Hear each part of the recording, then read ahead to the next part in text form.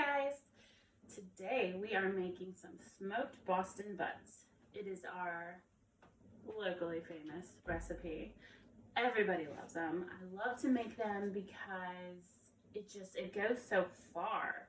A lot of times you can find the butts on markdown, so you get them one day, you get up and cook them the next day. The downside is that it is 4 a.m. We gotta prep them. So first, we're gonna make the rub. I'm gonna throw in about a cup of some brown sugar. Just kind of get it going. You want them a little sweet and spicy. Some Italian seasoning, because you can never go wrong with that. About half the container, honestly, because we're cooking 2 today and can't have too much flavor. And next we're going to do a little bit of chili powder. I actually found this on markdown too. Look around, you can find all kinds of stuff. So this we're going to do about 1/4 of the container. I really don't have exact measurements. It's just kind of winging it, and it's by your own personal taste too. Next, Meat Church Holy Gospel. Everything is kind of just a sweet and spicy. All about balance. So this one you want to go a little heavy with it. I mean, I'd say almost half the container for these two, just to really get that flavor in there. And then Meat Church Honey Hog. This one about the same, close to half the container for these two. And then you're just gonna stir it up, get ready to go, so we can rub it on our meat in a little bit.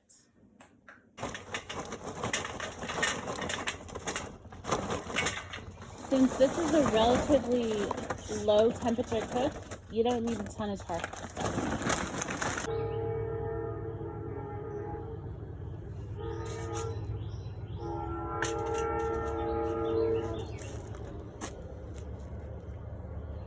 Let's get cooking. All right, in this cook we use a water pan. Now you can buy a foil pan at the store, but that expense adds up. So what I've done is I've just taken an old baking pan from around the house, wrapped it in foil, and I will use that as my washable water pan. The reason I wrap it in foil is there's a lot of drips that come off during the cook, and it just makes it easier to clean up. I'm going to favor one side. So I've got this a little bit to the left, and then if you'll come in and look, I'm going to put my coals right here. Sorry about the grill being a mess. Made some chicken last night. So as soon as the coals are ready, that's where they'll go. All right, now we're actually going to rub our meat. So we really want to get that flavor in there. So we've already done this one. Cut a bunch of holes in it and stuck the garlic in. On this one, I'm going to show you how we do it. So you want to take a super sharp knife, literally shove it right in. Spread it around, get that hole nice and big in there. You want to do these all throughout.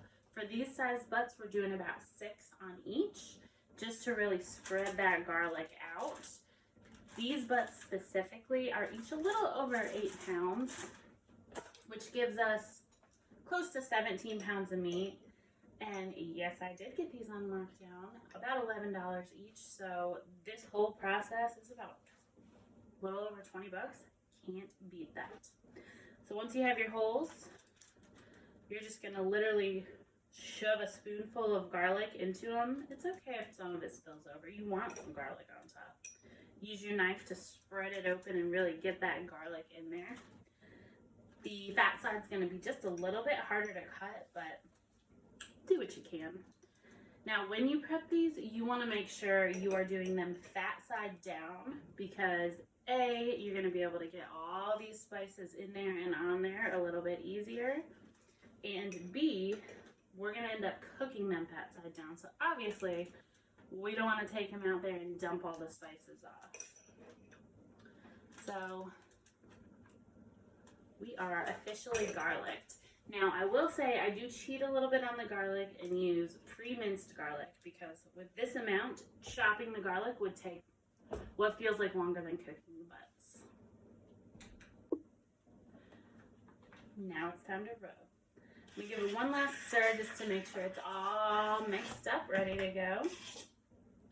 When we actually put the rub on, you want to make sure all visible sides have the rub on them. So I'm gonna kind of sprinkle it on the top and then literally rub it in. Kind of rub it and pat it while you do it, just to make sure you're getting it in there. So I'm rubbing the top, but I want to make sure the sides are covered too. You don't want to skimp on any flavor. If we're going to spend our whole day doing this, it's going to be worth it.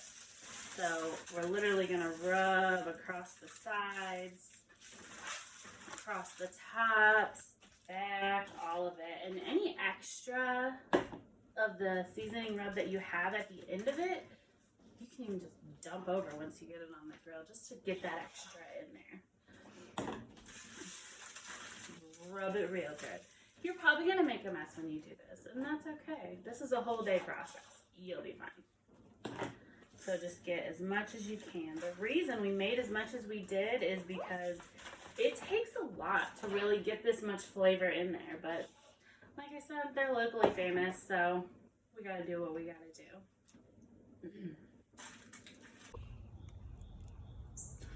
All right, now our charcoal is nice and white. Gonna grab the chimney from the handle. Got a nice heat shield right here. I'm gonna carry it over to the grill.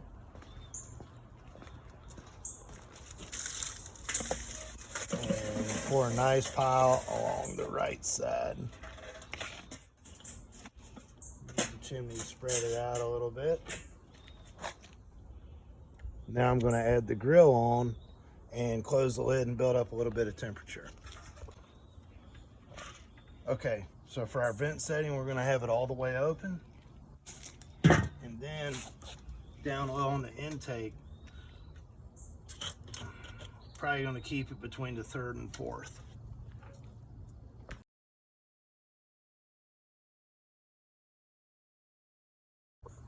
All right. So since we're doing these on a Weber kettle charcoal grill, just a basic backyard grill, can't do any more than 2 of these at a time. So I'm gonna put one over the water pan. I'm gonna grab the other one. Notice I'm also using the claws to pick up the meat. It helps keep my hands a little bit cleaner. I got a hungry cat right there. We'll put it in. Flip that part of the grill up. And also add in a couple pieces of apple wood. Helps give the smoke a little bit of flavor.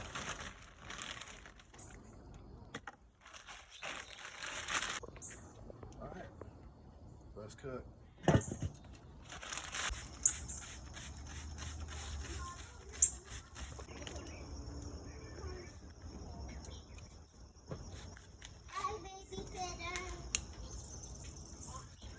All right, getting our spin on.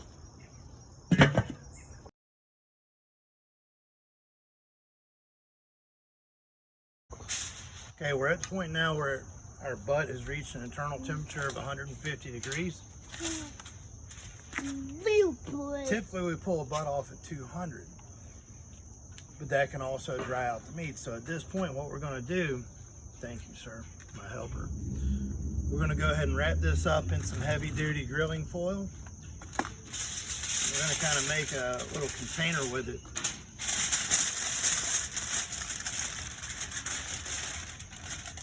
Sort of like that. Then we're gonna take some of the liquid that we were using earlier, which is 50% apple juice and 50% apple cider vinegar. We were spraying that on the meat throughout the cook to help keep it moist and from drying out. That's really important. We don't want to have dry barbecue. That's gross, especially after putting all this work into it. See, my friend Leo is interested as well, my other helper.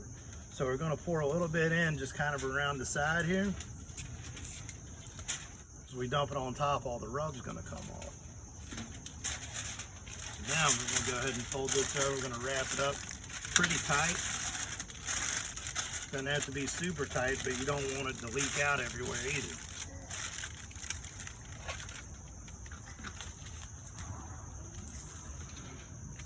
Take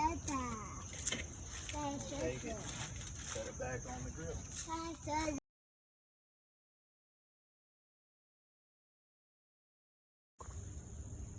Okay, now we've got our internal temperature of 200 degrees to 203 degrees. That's the window that we're shooting for.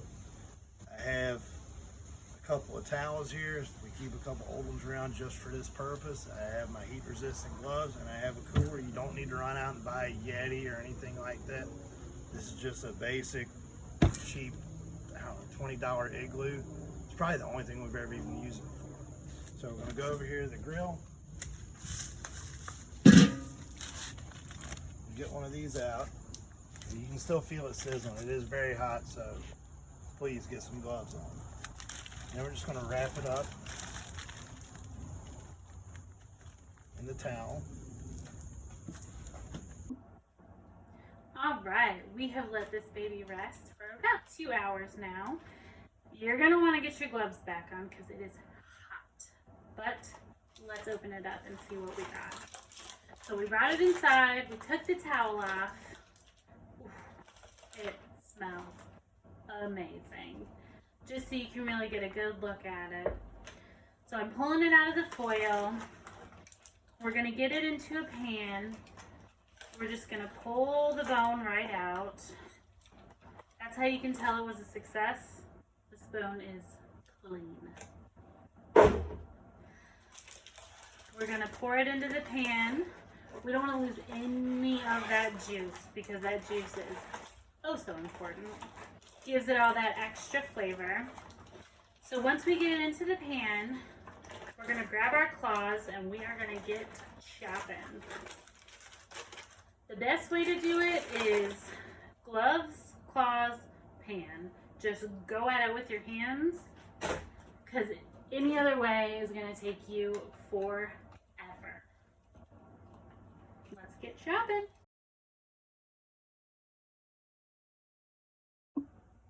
All right, we have it all chopped up. Now we're gonna add some sauce. Now, no brands have any loyalties to us, but we love George's. It is a local brand and it is amazing. You don't have to add sauce if you don't want to, but we do every time because you can't beat it. We dump the sauce in after we chop it up, and then we'll kind of chop it up again just to make sure it's nice and fine and the sauce is all mixed in. We use one whole bottle for each butt that we cook. And then if we don't eat the whole thing, it freezes really, really well. We just put it in a vacuum bag and label it, throw it in the freezer, and then get really excited when we remember it's in there. So you guys enjoy. I hope everyone makes it and loves it and it's as good as ours was because it is a hit around here. Bye!